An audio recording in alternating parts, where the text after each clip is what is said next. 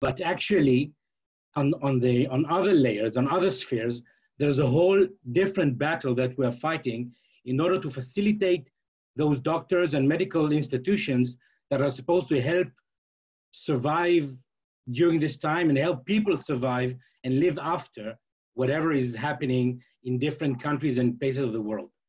The cybersphere is one of the most important spheres because it facilitates every action that the nation is taking to make sure that people keep eating, drinking, and living even during this pandemic.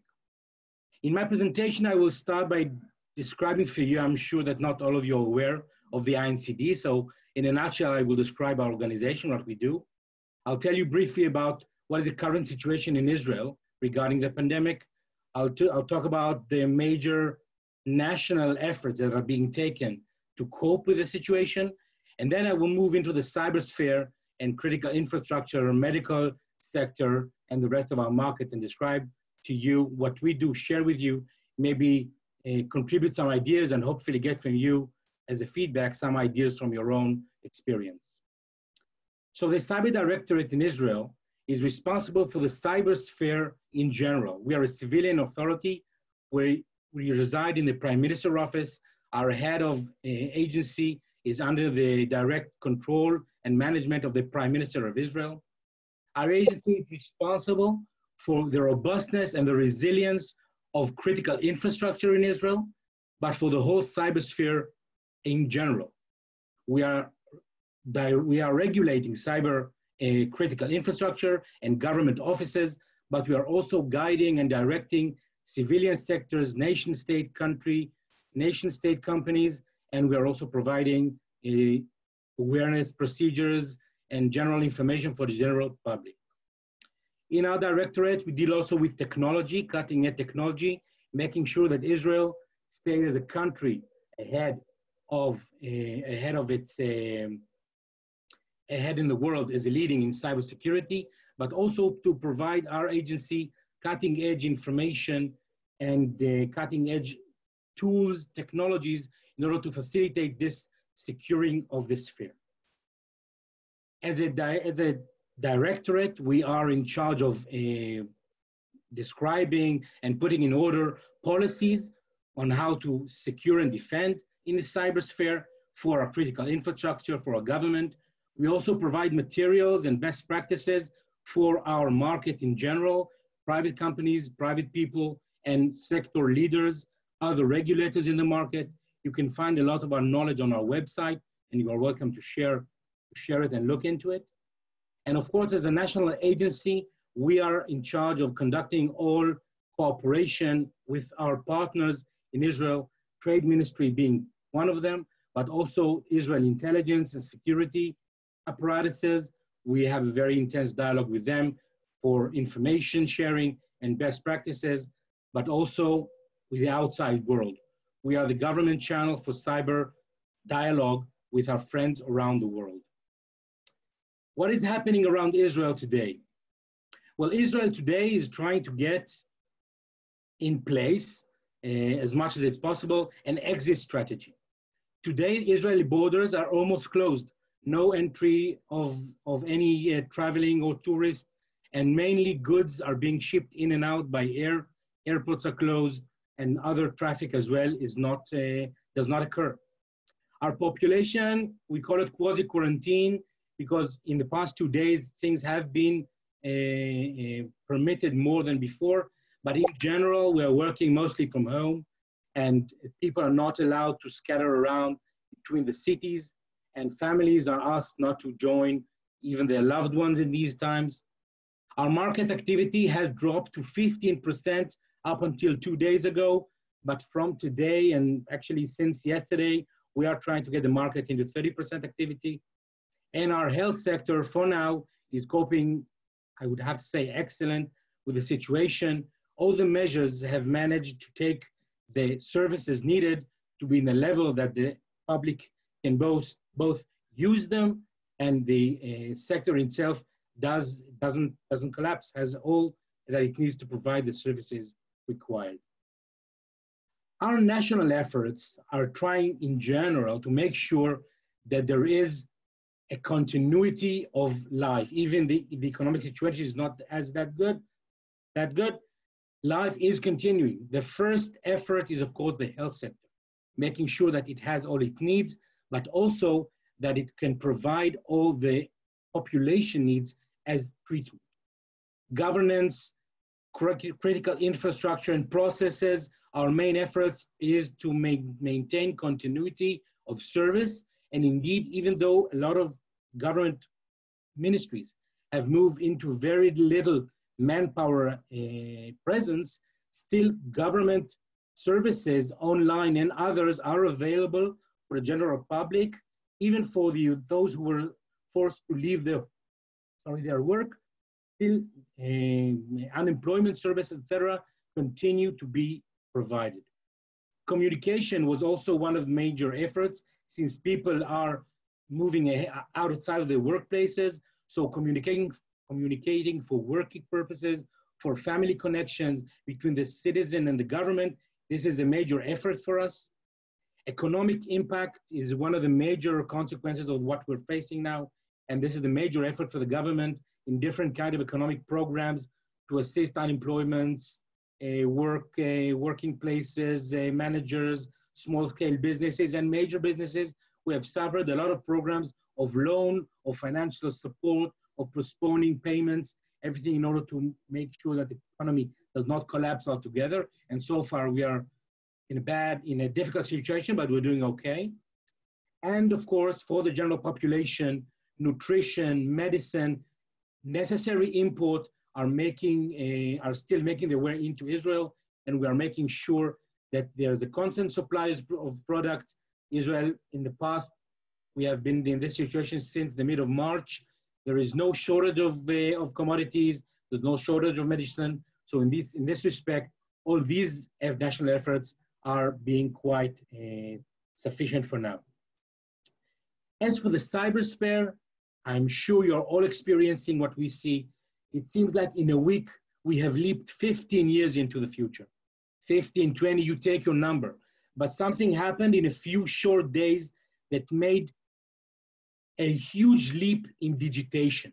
A lot of events moved from the physical domain to the cyber domain. And with that, we are facing the volume and variety of challenges that I think that if you would have asked us before, we would have said we expect them in 10 to 15 years. The attack surface has expanded tremendously because a lot of businesses are going online. There's a whole of decentralization of working, decentralization of services.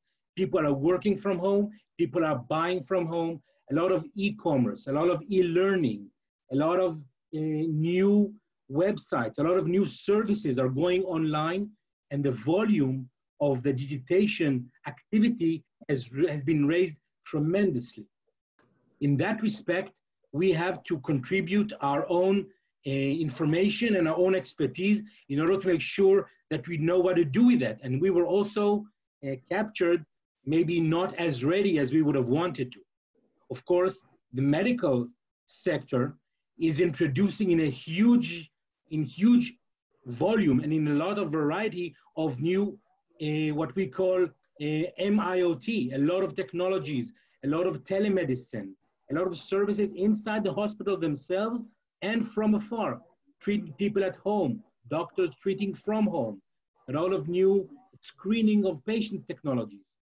And of course, a whole range of privacy questions, which has to do with how well are you secured working from home? What are your responsibilities to your organizations? What are the organization's responsibility to you, keeping your home and private information secure while you are working from home on your own devices? A lot of questions, a lot of challenges that came in a very short time span, and we would have expected that we feel in 10 to 15 years. So what do we do? What do we do? What did we try to do? We'll share with you a little bit about what are our best practices or major efforts. On the national level, the first thing that happened is that the INCD itself was declared as an essential organization. That hasn't happened before. much like the police and the military and the jail system and the fire department, now the INCD itself is considered an essential organization. For that matter, our employees are working almost to the full capacity. The second that happened, we in the INCD managed to declare our own cybersecurity industry as a critical sector. This is also something new.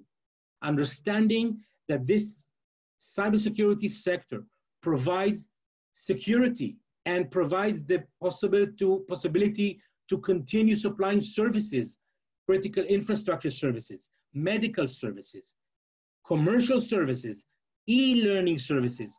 This sector provides and facilitates the ability of many, maybe the entire market to continue working undamaged. And this sector was declared a critical sector, again, much like other emergency organizations that in emergency times are considered to be critical. So that's what we did in the beginning of the pandemic.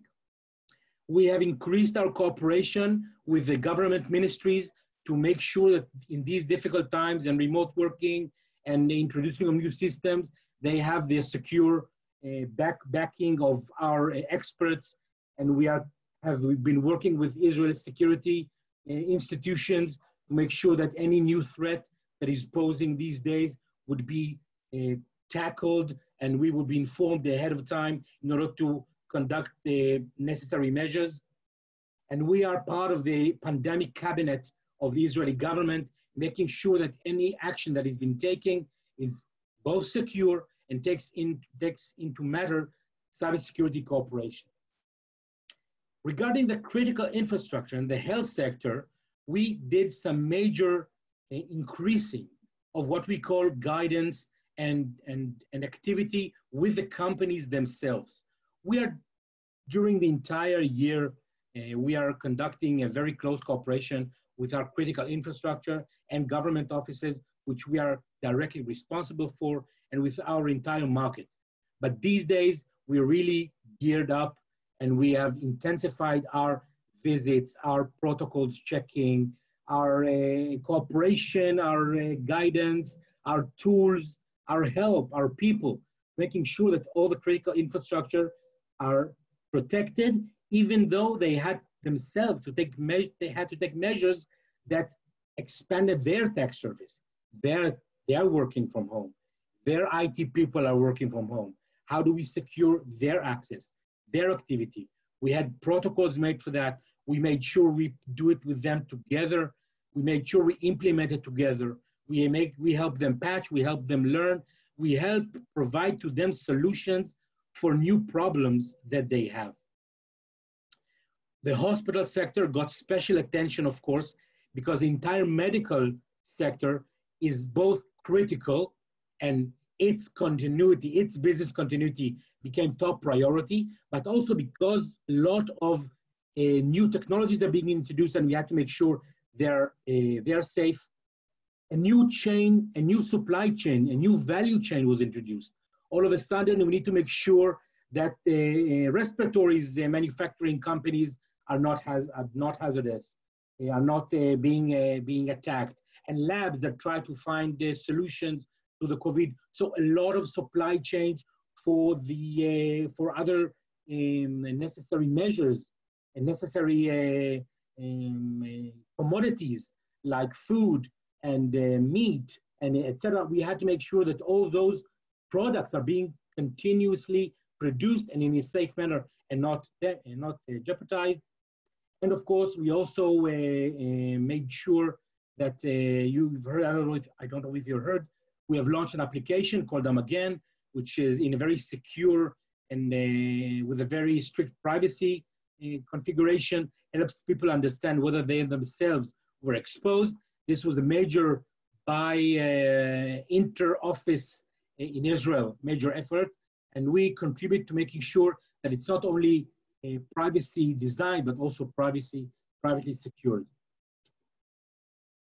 Our marketplace, we have not neglected it, and we have taken many measures to assist not only critical infrastructure, but the entire marketplace to be as secure as possible with the new phishing campaigns and vishing campaigns and all the phony websites that provide super answers to the disease or super information or super solutions. And all you need to do is just pay $1 and put in your bank account, and they'll ship to you immediately their available virus. So we are doing active scan of the entire Israeli cybersphere. We are wheeling and facilitating our IR teams to wherever we see that we are needed. We are contacting people and companies that we find have open vulnerabilities. We are running awareness campaigns in the sectors themselves, like the health, like the environment, of course, the education, and the rest of the market over the media. We are issuing through our CERT and operative unit alerts and best practices, recommendation for actions whenever we tackle a new problem, whenever we understand that there's a procedure that is not being fulfilled to the fullest. We offer our help, we offer our spotlight, make sure people see and understand where the flaws are. And we have launched what we call a marketplace, which I can describe for you shortly, which is a place where we are providing a meeting point between cyber vendors and potential cyber customers inside the Israeli market. We are addressing the current needs of the market as to security, as to data leak, remote access, and cloud, everything related to the COVID-19 medical virus or medical pandemic, but has to do with the cybersphere. And we as an INCD provide a list of best of breed solutions where we vouch for the companies, where we say that we know those are real companies and provide real solutions and they have real customers, but the solutions themselves and the prices and the engagement happens between the vendors and the customers themselves. But we have launched this process, and we believe that it will provide new customers, both Israeli and foreign later on, because it's going to be available in English as well, fully in English as well. We believe this marketplace will provide a good meeting point between problems and solutions, and if we can facilitate that, we were glad to do it. So to summarize it all, I have to say that this medical pandemic found us 15 years too early when it comes to cybersecurity, but we are making a huge leap forward. We are running nation state, nation scale courses of action. We are dealing with a critical infrastructure and government. We are focusing on our medical sector and providing the secure ground for its continuity, its business continuity, and its safety. And we are addressing the market both with awareness procedures, with best practices, and we are also available for them online 24/7 for any major problem they have. We say we learn as we go because it happens on a daily basis, and things we can present today will probably change tomorrow. And through our international partners, we have a lot of input, both for them and for us. You will now meet a few of our super companies doing such a work. I wish you all the best. Stay healthy. I thank you for the opportunity to present to you. And we are available for questions now, but also online later. Please feel free to contact us. Thank you. Doron, thank you very much for this great presentation. It was really clear, and thank you also for keeping in time. We do have one or two questions, but before that, I would like to say in response to several requests that we are receiving online, that we will check the ability to share the presentations and the slides from this webinar. The webinar itself will be recorded, and I hope it will be uploaded to YouTube later on. To the extent that you want to get the actual slides, you can contact your the relevant commercial office in your country, or write to us through the different channels. Doron, there was a question regarding the operation of Hamagen. Okay, how do you characterize it? Is it, how it was designed, and how really do you deal with privacy issues? So this application was and still is a big challenge for privacy. And there was the big conflict, and there is still a conflict of interest. How do you save company? How do you save privacy? And at the same time save lives, not only of the individuals themselves, but of the entire country because of the social responsibility. So there was an interdisciplinary team from different offices and private sector that have designed this application, and it's also available. It's an open code. It's available on GitHub, and the main principle is that the entire matching and the entire screening of the individual behavior is being done on the individual private cellular phone only, which means once you download the application monitors your traveling around and constantly receives from the Ministry of Health information about whereabouts of corona sick people who volunteered their information, their location information. So every individual receives information from people who got sick with corona and gave an agreement to share their geolocation. It is being downloaded to your phone. The application checks whether you have been in proximity with those geolocation, and then if it finds that you were in proximity to a corona patient who again agreed to share his geolocation, it sends you a message, and you alone, with a recommendation, a strong recommendation to address your doctor and the Ministry of Health.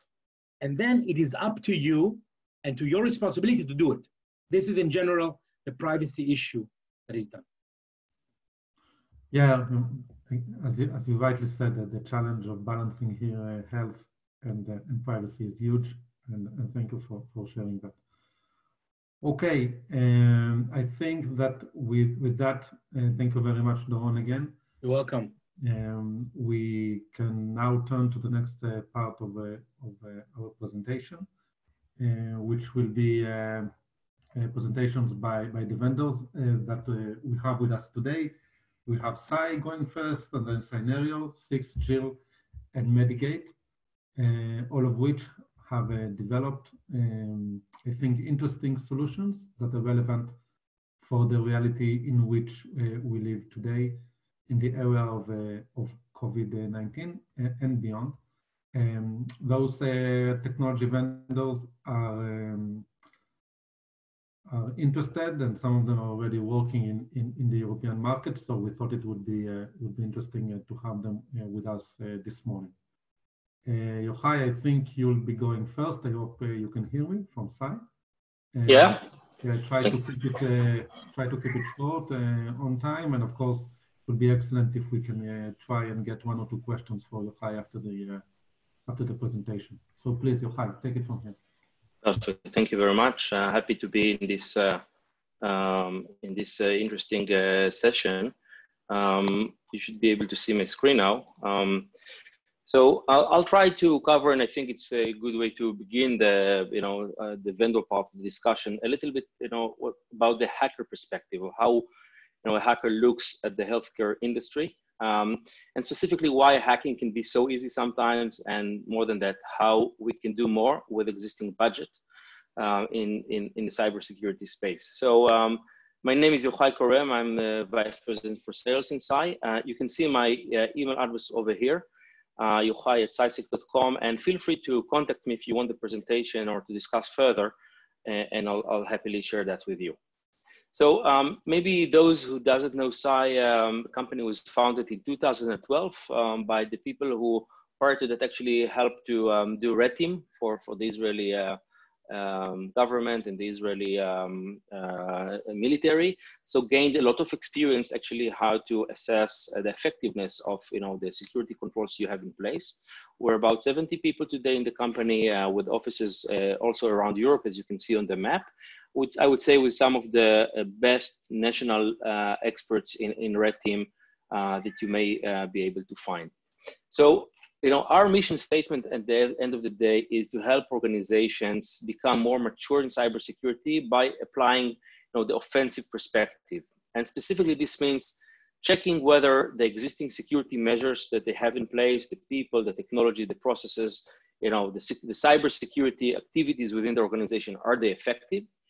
And for those who are less effective, actually providing a prioritized plan of how to use the existing resources in order to maximize the ROI and to maximize the risk reduction in cybersecurity. So we do that mainly by using our HYVER platform, which is a platform that allows continuous cybersecurity assessment using both technology and experts together. So quite unique combination of people and technology, providing an excellent results, understanding what is the holistic security posture of the organization, and also providing the clear potential attack routes into the organization alongside what is the most cost-effective risk reduction that we can have. So when we go to do an assessment to any organization, right, we want to first understand what is the digital interfaces and what is the potential attack surface we can, and also another hacker potentially can find about the organization. So we do quite thorough reconnaissance stage in that aspect. So from the organization name, and this could be again in a specific hospital or a vendor or a manufacturer of any equipment related to the FRA, we're trying to actually identify three main things. On the first part, what we're trying to identify what are the IPs, domains, subdomains, etc., that relates to this organization, and from that derive the technology stack that is being used within the organization. And from that, we can actually try to identify where the known vulnerabilities, both in the network or specific applications that are being used, if there are any open administrative interfaces that we can use, etc. And this is all in order to plan potential attack routes. Secondly, we'd like to understand what are the different credentials that we can identify around an organization. And this could be both email, username, and passwords, right? That could be in the darknet, or it could be in the other open sources. But we also want to identify potential credentials and API keys for equipment that is being used. So what does the vendor presents in the manual? So what are the default credentials, etc. And with that, actually, we build a credential dictionary that later helps us to use those in order to try to bypass some of the security controls. And lastly, we try to do an attribution. This means identify the different locations and branches of the organization and verify that we understand very effectively the different attack surface and what actually is related to the organization, even if it doesn't have the same name sometimes. So based on this reconnaissance map, we can actually come and plan an attack, right, in order to see what is effective and how can we potentially bypass the existing measures. So once we have identified those different types of methods, we try to exploit them and actually move into the organization. And again, if we can, this is great because this means that the organization is quite secure. And if we can't, probably also hackers, also are not possible. But if we can, it's better that we'll identify that before others are, do that maliciously. So for example, if we found a login page, we can type, try different types of attacks from SQL injection or user enumeration. Based on the information we gathered so far and different algorithms that we have, we'll try to actually go over different attack, chains or different attack options to get us as closer as possible and bypass the security controls all the way potentially to the inner side of the organization. And I think maybe I can give you through a specific example that will make it, to push some color into that. So a few months ago, we were asked by one of, I would say, quite large healthcare organization, which invests quite a lot in cybersecurity, to verify whether they have an effective cybersecurity processes and organization. And as usual, when we go into an assessment like that, what we want is to define together with the organization what will be the business critical asset. Means what if is going to be compromised, will cause a catastrophic impact on the organization. For this specific activity, we decided to do it in a black box approach. This means we had no prior information about the organization, really coming with zero information, and we wanted to see what we can find out. And we allocated for that for about 4 weeks in order to see what we can do. The 4 business assets that we agreed together with this organization were the following. So we wanted to see whether we can do any compliance violation. As you know, in the healthcare industry, compliance is critical, and violation of compliance can actually cease operation and take down devices that are being used. So this is definitely something that has a big impact. a brand reputation. People need to feel safe when they use this organization and the equipment there. And if they feel that this is not a situation, they will not come. And it's of course a very dangerous situation. Of course, patient data and privacy and the integrity of the information is also critical in order to verify that you can continue the right work in their organization. And lastly was to see whether we can have any downtime of critical systems that will take down this organization. So with those targets in hand, we actually started to do the assessment. We had different options to get in. But in this case, we actually went inside the organization to be like a pretended patient, right? And we found that in the patient waiting area, there are actually some ports that are on the wall that actually allowed us to connect to them. And so we connected using some passive sniffing. So just, listening to the network traffic that is seen from that specific port in the wall, we're able to collect quite a lot of information. And one specific valuable information was a password that was used for a web proxy. And there was no encryption in this communication and this traffic. This is why it allowed us actually to find this information. So with this access to the web proxy, we're actually able to start escalating our privileges and actually moving around laterally in order to get access to additional computers, additional servers, and compromise additional users. And what you can see in front of you now is actually different assets that we already, as a hacker, had in hand, just starting from this, port in the wall. So we're able to compromise quite a lot of systems, computers, and users that were, had different credentials, capabilities. Using this, we actually came into a very interesting application, which was a portal for clients, where all information about the client could be downloaded and actually even modified. So we were able to get access to this patient data portal actually as administrators. So it allowed us actually, for example, to delete all the information from that, or to modify, to put different drugs, for example, that someone could go and buy with a subscription. And you can just I guess imagine yourself what type of damage one can do when they have an administrative access into the patient data portal. But for us, just to verify that we achieve all different goals in the assessment, we wanted to go further. And let's say the goal was to be able to compromise a medical device. The medical device that we decided to try to take, it was, in this case, was an MRI machine. So the MRI machine is a very complex computer systems, and they were using an underlying Linux environment. And again, based on some, I would say, not very complicated attack techniques, we're able to get what we call root access. So we have the most powerful user in this device. So we actually could control and do whatever we want with the device. Of course, we can take it down, but we wanted to see whether we can find a scenario which is even more dangerous than shutting down a critical MRI machine within a hospital. And what we were able to do actually is to change the tables within the device, which decides how much radiation needs to be put in place according to the weight of the patients and the age. So as you're probably aware, not every person has the same amount of radiation. It really depends on the characteristics of the physical body. And we were able to demonstrate that we can put 10 times more radiation than was planned. And this, of course, this would have been causing a catastrophic damage and killing life at the end of the day.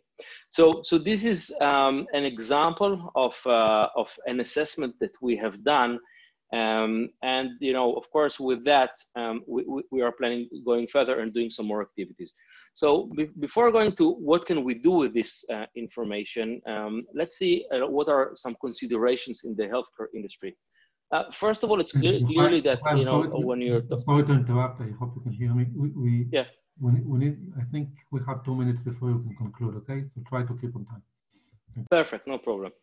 So at the end of the day, healthcare has, sometimes different characteristics to other environments and or the regular enterprise. And this includes, as I think as discussed before, the patient, doctor, the cloud, the internet of medical things that, is being put in place. And the fact that you need to have zero downtime and, just, have the business moving very clearly going forward. And this information is something that, of course, we take into consideration where we are looking at specific organizations. As this time is short, I want to talk about two last things. First of all, when we do an assessment, the goal is not to break in, right? The goal is actually to identify what is the security posture and what we can do with that. So in assessment, usually we define what are the threat sources that we want to go after. And as discussed already, what will be the critical assets that we can use in order to go further. And then what we're doing during the assessment, we're trying to map different ways in order to go into the different business critical assets. So at the end of an assessment that can take a few days to a few weeks, we can actually find those multiple areas, those multiple problems that help us generate what we call an attack route, a combination of issues together that actually allowed us to get into the business critical assets. And for many, this is the first time they see the entire security posture in one single view, which is very helpful to make business decisions based on data or where they have actually issues that they need, the organization needs to solve. Now, more than that, each of those edges in the graph actually has some metadata, which is helping us to do some more calculations. For example, for each of those edges, we can say how probable is that another normal hacker will be able to do the same as we've done. So for example, 92% would be something that most hackers can do, whether there are some areas that only very experienced hacker can do. With this information, we can actually come up and tell the organization what we believe will be the most probable attack route into the organization. So this is where we believe that the organization should put the highest focus in order to reduce the risk. And in order to cut a route, in order to take away an existing attack route into the organization, actually one of the edges needs to be cut. And based on information like budget available, resources, and duration, and other business impacts, we can actually take into consideration and come up with a specific recommendation to the organization. What are the specific areas that, if they fixed, will be the lowest in budget requirements and with the highest value in risk reduction. And when the organization fixes this, for example, then we're going further. Now we have the second most probable attack route. So this is actually an iterative process in which we are trying to find those things that if they are fixed, they will help the organization disconnect all the different graphs, all the different routes in the graph, and by that improve the security in a very critical way. Maybe towards finishing, I would say that we are not only trying to give the organization how they are comparing to themselves, but also how the organization actually is measured according to other industry organizations or similar peers in the industry in different areas in cybersecurity. So this helps the organization go towards, I would say, a more strategic discussion where the investment should be done in order to reduce the risk. Lastly, we are also helping the organization in additional topics, so from strategic cyber programs in the healthcare industry, helping improve efficiency of security operations centers, different types of trainings, and maybe very critical, especially these days, is incident response when we have a 24/7 that helps organization overcome different issues if once attack is actually happening, and it's critical to have good people with you when you're, let's say, where you're under attack. Maybe last point before I hand over back to Ami, because of this very critical change in the IT environment today, where the remote working or working from home, the IT landscape changes and the attack surface is changing. So what we have actually created is a focused 2-week activity, allowing organizations to validate different areas from the VPN configuration, hardening of the endpoints, as the endpoint now is in a home environment rather than the regular environment in the corporate, etc. Some phishing simulations and others. So very specific 2 weeks activity that once done can provide a very clear recommendations how to continue working from remote while keeping safe and not opening potential doors to hackers to go in. So with that, I will finish. Again, my email address is over here if you you want to approach me directly, and thank you very much for the opportunity to appear in front of you today. Thank you, Yochai. Thank you very much. I'm sorry that the time was a bit short, but that's the reality of in these webinars, and thank you for the effort. With that, I would like to move on straight to the next presentation. If you have questions for Yochai and for Sai, of course, you can email them directly or contact the commercial office in your country. Next presentation will be from Scenario. Vicky Michaeli, I hope that you can hear me. Please take it from here. Thank you, Ami. Hi, everyone, and thanks for having me today. Let me pull up the presentation. Hope you can see this. So, hi, everyone. Today I will be talking to you about Scenario. Scenario is a cybersecurity company for connected medical devices and IoT. And in that sense, we really are experiencing a sort of influx in the interest and even the relevance of a solution like ours, considering the very interesting times that we live in. A little bit about the company. We've been established a little bit over 3 years ago. We're based in New York. That's where our business units are, and our R&D is located in Israel.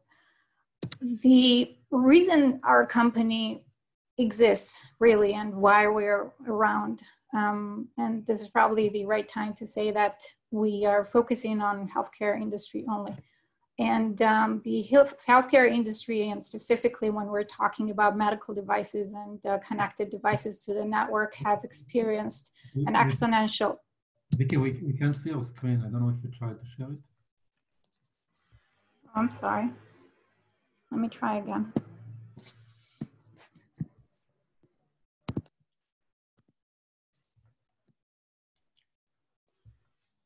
Yep. Now we got it. All right, so this is the only part that you've missed.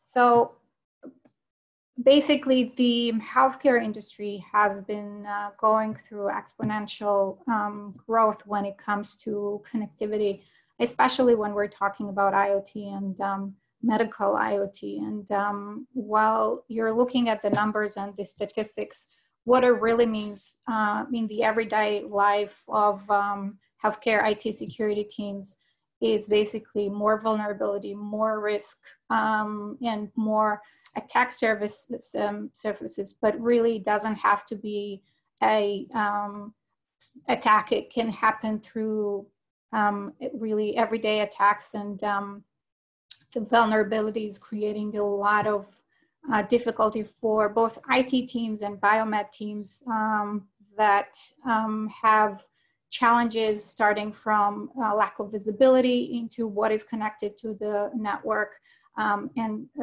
a growing challenge to prioritize on what they need to focus first, what is more critical, what is more risky, what vulnerabilities they can let go, and what they absolutely have to take care of today.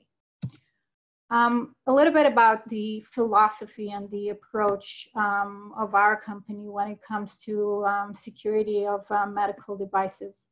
The meaning of medical first really is based on the understanding that medical devices are different by definition from any other IoT device that is connected to the network, both in terms of how the devices are critical and directly connected in most cases to patients. So they impact directly patient safety. It has a lot to do with patients' not only lives and safety, but also their confidential data.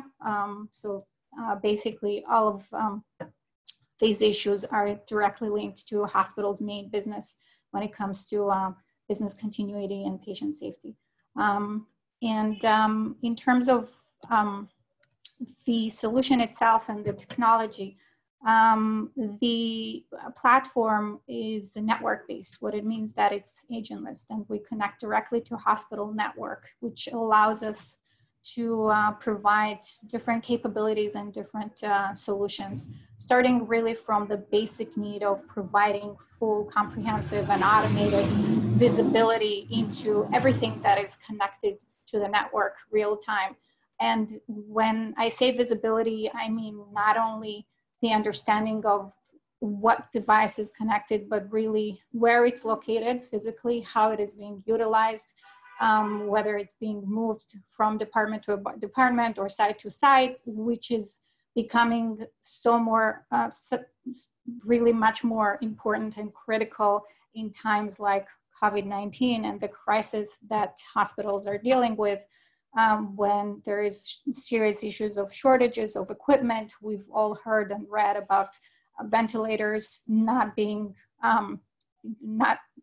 hospitals not having enough equipment, et cetera, et cetera. In addition to the visibility, we provide risk analysis and anomaly detection, and policy management, vendor access management, et cetera, et cetera.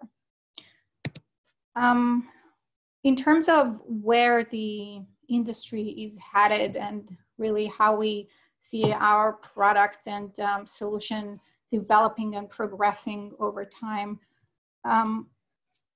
when hospitals have a lot of IT solutions, traditional IT solutions, whether it's asset management or forensics or event management, et cetera, et cetera. And medical devices being as unique as they are and requiring a unique solution, most of the solutions that are available today provide very limited ability for hospitals. And today, most of the solutions are limited to visibility or asset management or risk management and policy management. But eventually, all the solutions will have to be tailor-made for medical devices.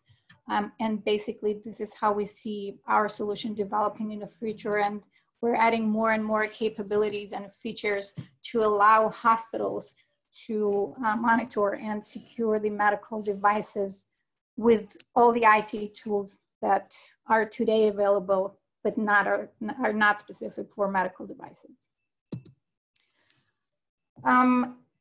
In a few words, really, why Scenario and what differentiates us. So like I mentioned, medical first, healthcare focused, and the needs that hospitals have today to coordinate between different teams and different departments that are responsible for medical devices.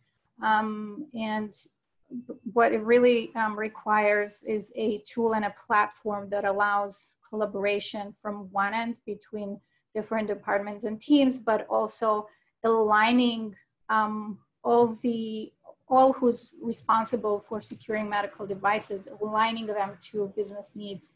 And one of the challenges that we're trying to solve is to translate IT risks to healthcare and business risks. And what it means is providing the hospitals and IT teams with tools to create projects, track risk, and improve the cyber posture over time, and create IoT programs and projects that allow prioritization and actionable steps. I know I'm running a little bit out of time, so I do want to say a couple of words about the situation and the interesting era that we all live in today, and what this means for hospitals and hospital teams. We have created a COVID-19 response toolkit to really kind of give an idea of how the specifics of the challenges that the teams are dealing with today can be held with automated solution such as ours. And we're offering our solution for free throughout 2020. And just in a couple words, how the challenges have changed today for the hospital teams. if visibility was an issue before COVID-19 outbreak, now it's even a bigger issue. Goes back to equipment shortages, shortages in resources in general, less staff available, people are working remotely. There is a growing load on network capacity and network traffic. The cyber threats are growing and increasing as we speak. So all of it really requires expedited adoption of automated solutions that can help teams deal with crises like this. I have left a little bit of time, a couple minutes, if anyone has any questions. Of course, also feel free to reach out to me directly if you have any questions or kind of want to hear more about the solution. Thank you very much, Vicky, in particular also for the effort to keep in time. At the moment, we didn't get any questions, and maybe they can be the questions could be directed to you directly after the webinar, after we conclude, or perhaps through the various commercial offices. But certainly we have your contact info, and thank you very much for being with us.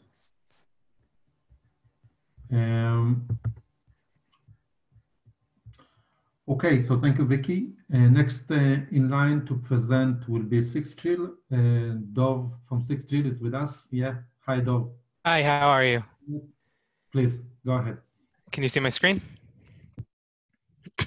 Yep, we have your screen. Great. First of all, hi, my name is Dov from 6GIL. I'm the security research lead.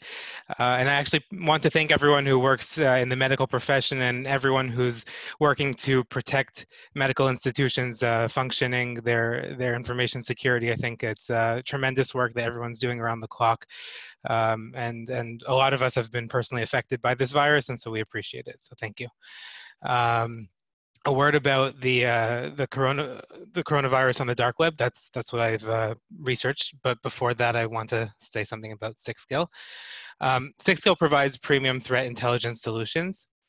We have deep and dark web threat intel that offers unparalleled capabilities. It's accurate, comprehensive, covert, and fully automated. It provides your organization with the investigative capabilities and the proactive insights you need to prevent data breaches, protect your brand, conduct investigations in real time, and minimize attack surface. So essentially what we do is we collect a tremendous amount of information from the deep and dark web. We collect over 1 million items per day. And we process it, we make it all searchable, we index it. Your organizations can monitor their assets. So if your organization's brand is mentioned on the dark web or perhaps other material relating to your organization, IP addresses, an executive belonging to your organization, you'll get alerts.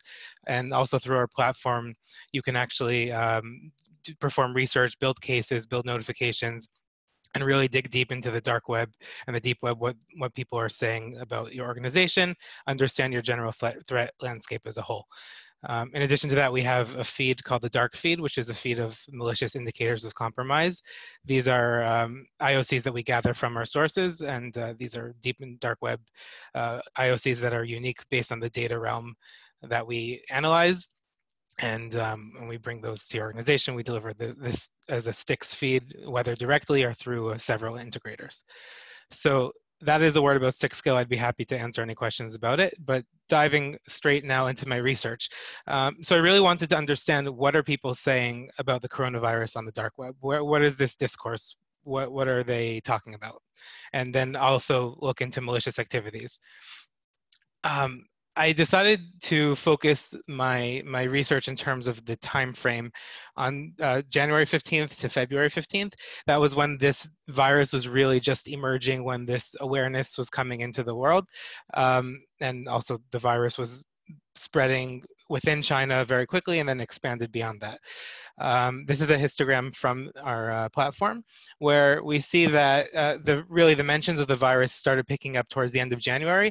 They actually peaked at the end of January, the last few days, and then they went back down. This is higher than it was before, but it normalized out.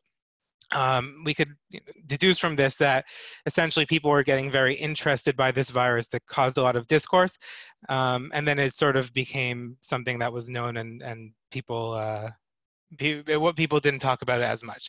I actually ran a comparison with this in Google Trends mentions. So this is from Google of searches on the clear web, and it's very interesting, right? So we have the same exact dates here, January 15th to February 15th, and it peaks at the same time. And I think this is actually very important to show what the dark and deep web are. These are not worlds completely disconnected from the real world. These are people just like us who live in the real world, who are connected to the real world, who have the same, maybe same hopes and fears. Clearly, they're using the dark and deep web for anonymous purposes, sometimes malicious purposes as well, but there's an inherent connection between the two. So again, I thought that this was quite interesting to see that the dark web mentions and the clear web mentions, in terms of the patterns, are identical. In terms of Chinese, we see that Chinese mentions, so these are mentions in Chinese languages or on Chinese forums, really started peaking at the end of January. They went way up, and then they completely dropped off. Actually, the reason for the drop off, we investigated this, and it's because there were a lot of users of Telegram conversing in Chinese that we collect from Telegram groups, and then Telegram in Chinese basically went dark. This is not, we looked if it was a collection issue, it was not, so we don't understand exactly why, but Telegram certainly started disappearing in Chinese, and so that's why the mentions in Chinese dropped so much. In terms of regional mentions, so this is mentions of forums in Japanese, Korean, Vietnamese. It actually started peaking earlier than in China. Perhaps people were more aware of things, and then the height was for more sustained for a longer amount of time. So again, people were wondering, when is this going to come to my country? How is this going to spread here? That was the nature of a lot of these regional mentions. And then in terms of global mentions, it actually started peaking later. And I would say that this is parallel to what actually happened with the virus. It spread in China, it expanded beyond China's borders to some regional countries, and then it started expanding worldwide, Italy, Spain, United States, etc. So the attention of English speakers also paralleled this, that it was a couple of days to weeks later before people started becoming interested in it. So that's that. Now let's look a little bit more at the quality of discourse, what people were saying. So any topic on the dark web that we're researching when we try to understand what it is, one of the inherent things that we're looking at is just information sharing. People log in because they want an anonymous forum to discuss things. That's the same for the dark web as it might be for Reddit or WhatsApp. Less WhatsApp. People want to be anonymous when they discuss these things. One of the things we saw a lot in Chinese were discussions of the actual conditions in China. This is a picture purportedly from a Chinese hospital of the conditions of patients, and it doesn't look very pleasant there. There are lots of items like this in Chinese. There was a lot of criticism of the government as well in China, particularly regarding Li Wenglong, the doctor who was a whistleblower early on for the virus and then died from the virus. So that's one thing. People are just asking what's going on. Another thing is people are talking about what's going to happen, and there's a lot of whether hype, fear. So this over here talks about 65 million people could die of coronavirus. Again, people are discussing information, and then there's plenty of conspiracy theories as well. I would say the average actor on the dark web is more prone towards accepting conspiracy theories. So items such as this, that the coronavirus is a bioweapon, are prevalent on the dark web. Next, let's go look at fraud and scams and profiteering. So for fraud, there are discussions here. This is a post in German originally we automatically translate the post, but talking about the German stimulus package, and the question is, how do we cut a few slices off of it? I'm actually currently looking at research in America regarding the American stimulus package, and if there are indications of fraud, and I've found quite a few of them. People are looking a lot for social security numbers, tax stubs, anything that they could identify as someone else, and get extra money that doesn't belong to them. In terms of scams and profiteering, I would say also the difference between a scam and profiteering is whether or not these items being sold actually exist. They might not be. It depends on if someone buys it and sees, but we have no way of knowing for sure.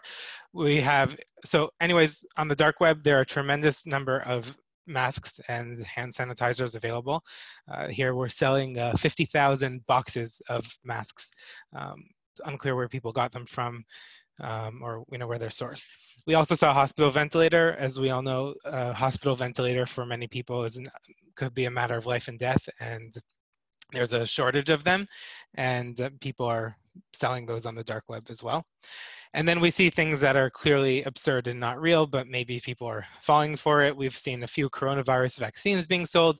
We saw one person selling his blood plasma, alleging to be a survivor of the virus. So that exists as well. Finally, social engineering and malware. So social engineering, we've seen a lot of, as I'm sure many researchers have noted, that there's a tremendous amount of phishing and other social engineering going on the clear web, that people are getting a lot of phishing emails. So on the dark web, what we see is people setting up what they call scam pages, which is a phishing page, that people offer a scam page as a service. So someone will build the page for whoever wants to buy it, and then the purchaser will weaponize it. So they'll buy a list of email addresses, they'll buy a bulletproof server to spam things, register Bitcoin addresses, and then they'll send it out. We've seen a lot of scam pages specifically for coronavirus. Scam page designers are taking advantage of the demand for this, and they're putting them together. Here's another one. Scam page designers are giving discounts for COVID-19. So that's regarding that. We have seen a couple of malware samples related to the virus. This one actually got a lot of attention. This was a map of the virus's spread that is weaponized, that has a backdoor in it to give access. But I think the main story in this virus, the coronavirus era, is social engineering and phishing. So that's really what we see a lot of. Any actor that wants to exploit the dark web, exploit businesses working from abroad. So that's maybe RDP connections or VPNs or whatever it is. The dark web already has a fully stocked arsenal of RDP crackers and VPN crackers and password crackers and all of those things. And so we presume that those are selling quite well. That is that. And the last thing is Zoom accounts. We reported this first, I believe, of the Zoom accounts being available on the dark web. We've identified since then that there are cracking tools made towards and distributed that are there to crack Zoom accounts. These are just 6 dumps of Zoom accounts. It's unclear how someone can monetize them. I mean, clearly, if someone wants to eavesdrop on a meeting, or there's Zoom bombing where they'll just join a meeting in progress, that's great. But I think people are mostly doing this just for fun and just to create some mayhem. Now, I mean, one thing that we do note about this is, is that this is becoming more prevalent, and people are really getting interested in doing this. I would also say that this is generally from credential stuffing, that people have learned how to use leaked passwords from other breaches and train them against Zoom accounts and see if they can find them. So that's my lecture now. We actually wrote 2 comprehensive reports about the coronavirus discourse on the dark web. If you want the full reports, they are available on our website, cyber6skill.com. So you can just download them, check them out, and go into depth. And if anyone has any questions, you can contact me here directly, dove@cyber6skill.com. If there are any questions. Nope. Thank you very much, Dov. All right, thank you for your time. Perhaps you can explain a bit about your business model and what type of customers usually you work with. Okay, so SixSkill, as I said, deals with deep and dark web collection, where we collect from a tremendous number of deep and dark web sources. I'll even go back to the slide. And we provide both a platform for researching on these deep and dark web forums, and we also allow companies to monitor mentions of their brands and their assets on the deep and dark web. So this is whether, again, a company's name is mentioned, or their executives are mentioned, IP addresses, domains, whatever it is, and everything that we do is automated. We believe that intelligence cycle should be automated from start to finish. So from us collecting everything from these websites, it's fully automated. And then organizations receive alerts that are also, again, fully automated. We have a very small analyst team for the number of clients that we have, which are mostly financial institutions, but not only. And again, the intelligence cycle is automated. So we deliver to the clients what they need to know and separate the wheat from the chaff. And again, in this platform, any threat intelligence analyst can research items. You can free-form search, and you can look at what's being said. You can save these to cases and perform full investigations, investigate the actors. I'd be happy to give a demo of the product if anyone wants to see it. Great. Thank you. Thank you very much, Dov. Okay, so I think the next presentation on my list, and perhaps the last one for this webinar, will be from Medigate. Ophir, I think, I can see you. You're with us. Please take it from here. Hi, everyone. Thanks for your time today. So let me share my screen with you.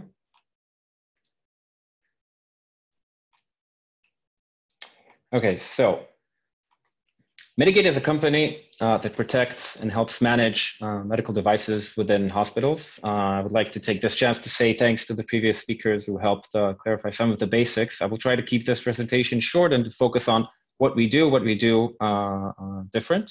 Also, I have to say, doing this in 8 or 10 minutes is really not enough. So I welcome everyone who would like to get a full, deep demo to contact us and me directly. So a word on why medical devices are special, and this goes to Thomas's question on the Q&A.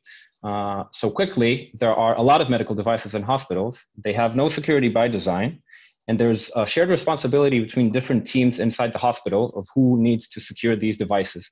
This can create a mess and eventually create an unowned attack surface in hospitals. As you know, if it's not clear who is responsible, no one is responsible. Now, the existing tools are not a good fit to the healthcare settings. The inventory systems are not online. The scanning tools, the active ones, are irrelevant to the healthcare settings. For example, you don't want to scan for vulnerabilities an infusion pump that is administering drugs to a patient. Endpoint security solutions, agent-based solutions, for example, are also irrelevant. They will void your warranty, even leave you exposed to lawsuits. So given this landscape, Medigate at its conception about 4 years ago we were basically looking for an Archimedean point. What can we focus on to help us devise a new strategy to match IoT security in healthcare? So the point we focused on are the medical protocols. What does that mean? We basically took a team of very highly advanced security researchers and reverse engineers. We locked them inside a hospital that we were incubating in. And we told them to open the door only when they can understand everything that's going on a hospital's network. This forms the first layer, the first pillar of our solution, which is visibility. Now, those of you in the industry are familiar with the concept of visibility. It's just seeing endpoints on the network and gathering some information on them. However, at Medigate, we don't just do that. We research deeply the medical protocols themselves, looking for hard evidence in the medical protocols, and we now parse more than 85 of these medical protocols, and that gives us incredible insight into each and every device on the network. So for example, you see here an infusion pump.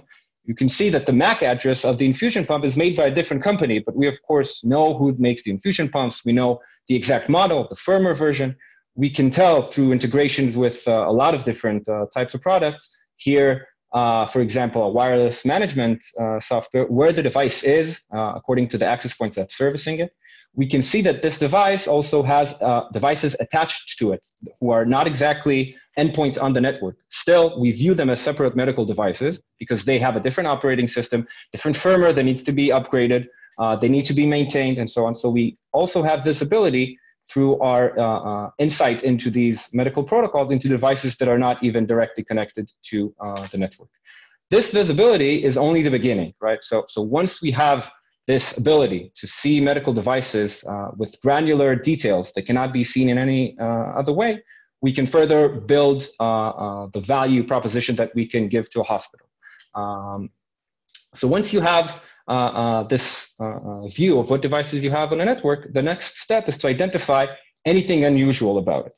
Now, we work very closely with medical vendors that help us understand the clinical workflows that these devices follow. We do this in cooperation with the vendors, and we also do that in the lab. We have a large, highly sophisticated team that basically gets to know the entire workflows that these devices follow and the communication necessary to help those processes work.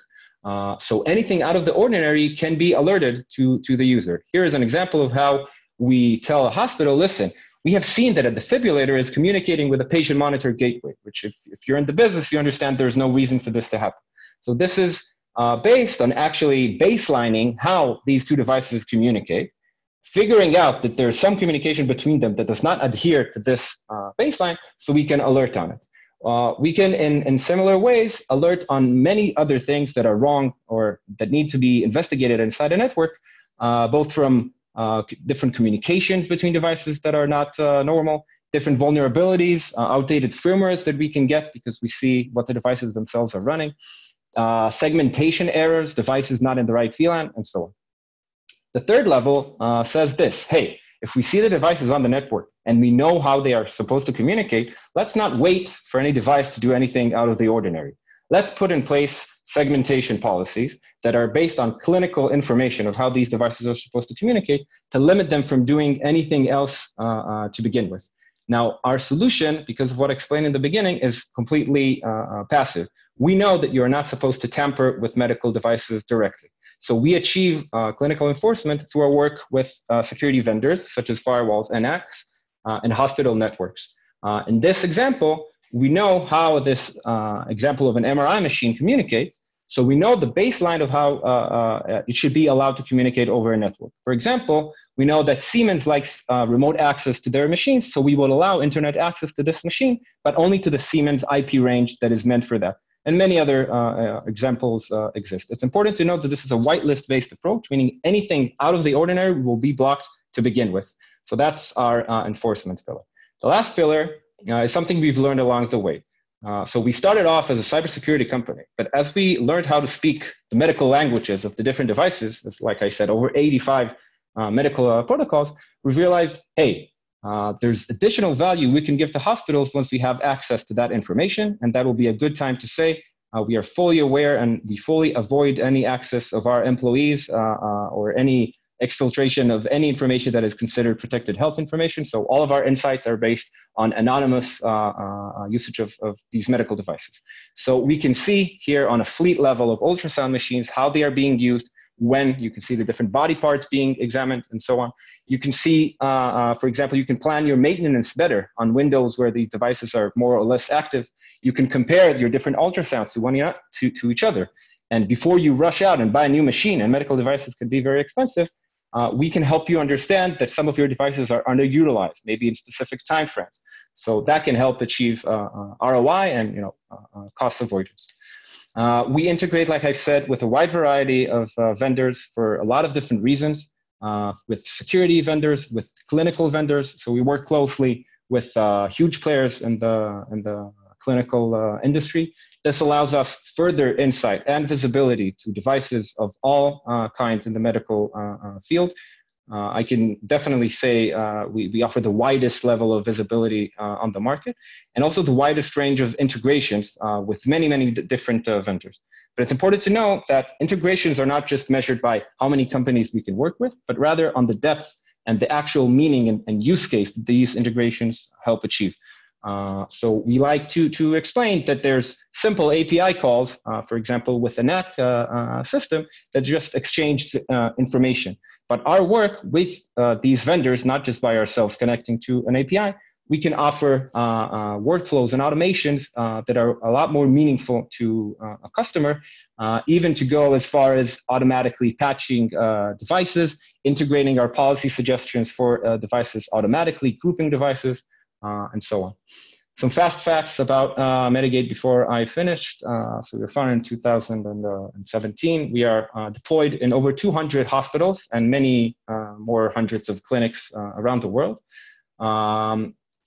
We are a dedicated healthcare solution. We don't do any other vertical. We rely on being both a player in the cybersecurity field and the healthcare industry.